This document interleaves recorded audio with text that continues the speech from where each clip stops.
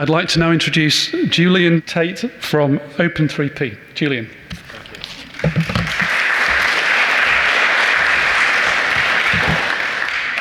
Thank you, everyone. I've never been to this place before, and it's just quite intimidating. But you're a lovely audience, which is great. I'm Julian Tate. I'm chief exec and co-founder of an organisation called Open Data Manchester, which has developed Open3P. And as an organisation, that's what I'm going to talk to you about today. So a little bit about who we are. So we help organisations understand and use data. We're a not-for-profit organisation, so we come from that, as which there is a lot here today, which is really great to see that these kind of grassroots organisations are working within this space. But generally, we work with organisations and communities to help them understand the data and use it better, because we believe that many of the problems that we face today as a society can at least part of the solution can be within data. So we work with organisations to use their data better, and the surpluses from that activity goes back into supporting grassroots organisations so that they can do that. And obviously, what I'm talking to you about today is about data standards and our experiences of developing the Open3P data standard for the plastic packaging value chain. We've also worked with developing data standards around batteries and waste electrical items, and various other things. And I think you'll kind of, it seems like you'll know what I'm talking about anyway. So we live in a globally connected world, and I think that from the perspective of plastics and packaging, the way that the system connects together is incredibly complex, where not really anybody within that chain actually knows where things go one step further or one step behind a particular product. So let's take a kind of common old garden PVC plastic tray that you'll get your sandwich in. So on its journey from its base material creation, it would be manufactured, there'll be crude oil extracted, perhaps in the Middle East, and then it'll be sent on a ship all the way around to somewhere in China, where it'll be refined and created into a base polymer material. And these polymer materials will then be shipped, perhaps by train all the way through into Europe, to a site in Germany, and then they'll be formed into a piece of packaging. But that is only part of its journey, because it will go through a process of, it will go to a packer filler, it will be filled with products, it will get redistributed, it may get branded with different labels, and then it will end up perhaps on a supermarket shelf in the UK. And this is only the production part of this cycle. It's not the bit that happens after you've eaten your sandwich and you've thrown your packaging in the bin. There's a whole chain behind that, and I think it's been alluded to. So we are very good at making our supply chains quite efficient. I think it's a mastery of the modern world that we are globally connected and we trade with each other, and things generally move efficiently across the globe, apart from when you've got a 20,000 unit container ship blocking the Suez Canal. But generally things work. But data does not work that way. Data doesn't seem to follow the way that our materials are passed down the chain. Data is held in silos. Data is generally thought of a kind of a byproduct of the whole process of supply chain. And because supply chains are very complex but fairly efficient, that data gets lost, it gets mistranslated, and that creates huge problems where we are now. So what we have, the situation we have now within, especially within plastics, but I think it's also relevant to the fashion and textiles industry, is there are lots of growing pressures There are the growing pressures of customer expectation. They want to know the provenance of where their materials come from. They want to know what's in their products. And within plastic packaging, well, within any packaging, there are certain things within products that make these things very hard to recycle. We talk about things called recycling disruptors. So when I'm going back to that clear plastic tray, the film lid may have 7 different layers of plastics and laminates in that particular transparent film, all with a particular purpose. But people will say, oh, it's only a plastic tray.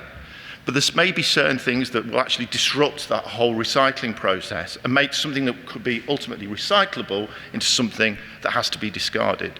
So what we find is that now there's kind of this customer expectation, there is a need to be able to understand what disrupts things and where those things come from. Also, as we know, and has been talked about, is the growing demands of legislation and regulators. So we've got an EPR, and many of you may already know about the due diligence in the supply chain regulations that are coming out in Germany and in France, and we're going to start seeing that, and they're kind of starting to manifest themselves with kind of product passports.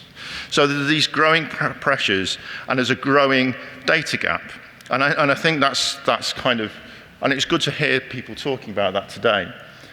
So the current state, what we find within the packaging industry, is because there's such an inefficient data environment, that the regulatory burden or the compliance burden falling on obligated producers, which are the people who put the stuff on the market, is one where people who work in sustainability are just now doing reporting.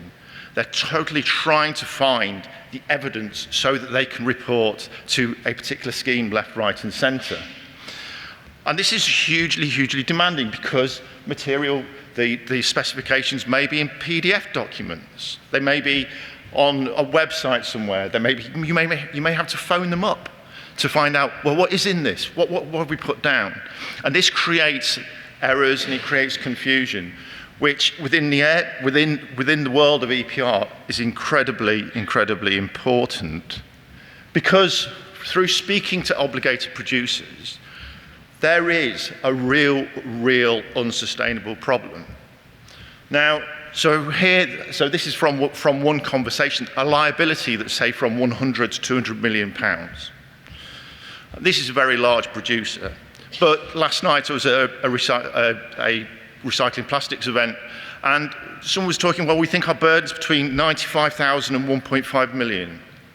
And that is a real problem, because people don't really know what's in their materials and how they are going to be reporting, especially with EPR, which is being phased in, which will require much more granular levels of data, it will affect them.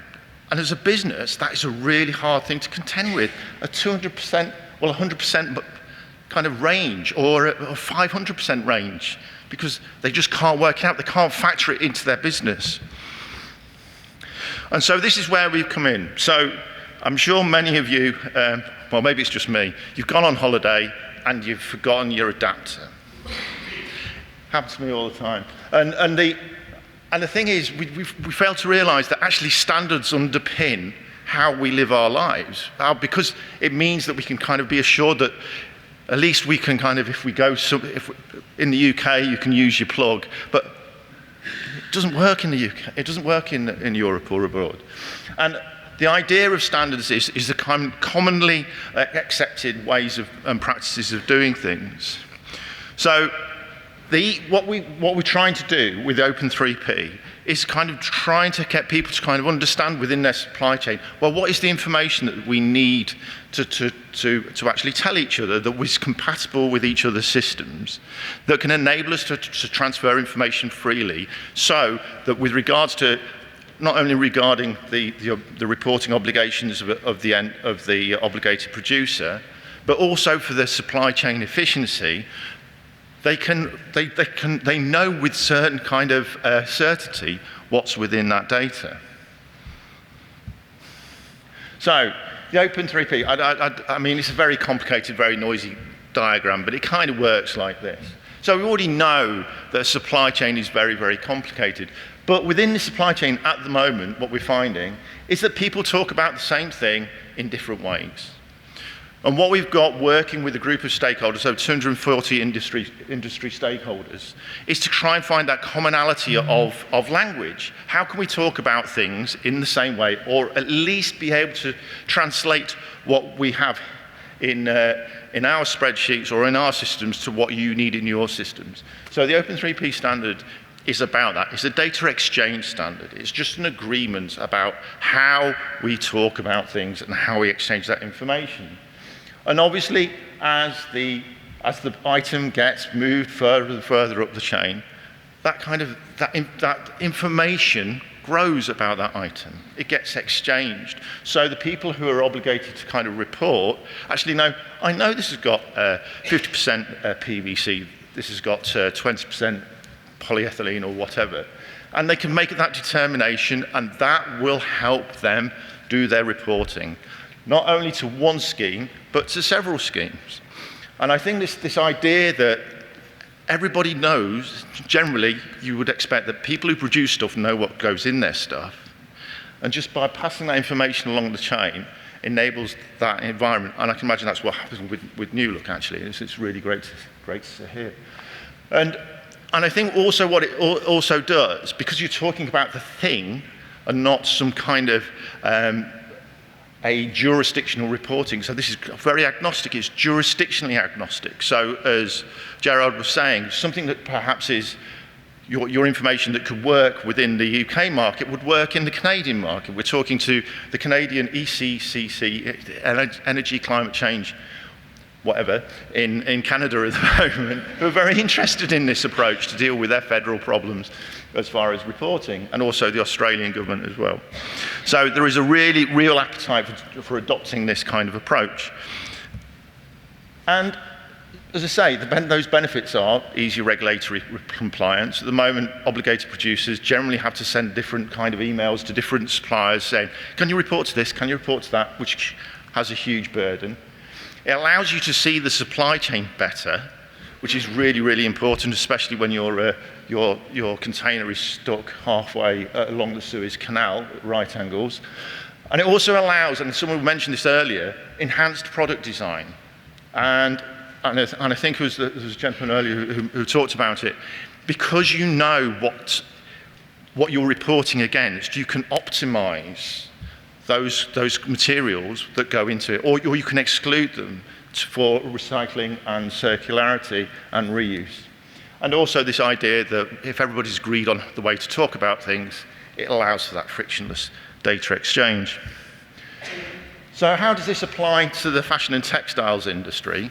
Well, I think it's fairly logical. There is complex supply chains, information gets lost along the way, and there is a need to have some kind of standardized way of talking about things. So when the question is inevitably asked by regulators, you can say, yes, we've put X tons of this on the market, Y tons of that, and then you can start to work out how you're going to kind of deal with that. And also people who are recycling, people who are reusing will have a certainty that they've got certain kind of materials in those products.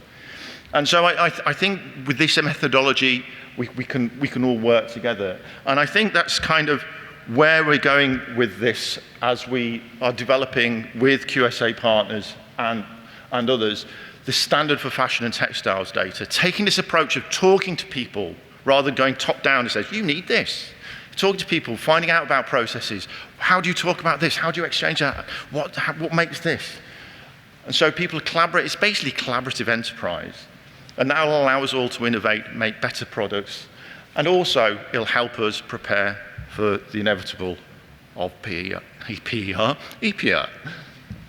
Thank you.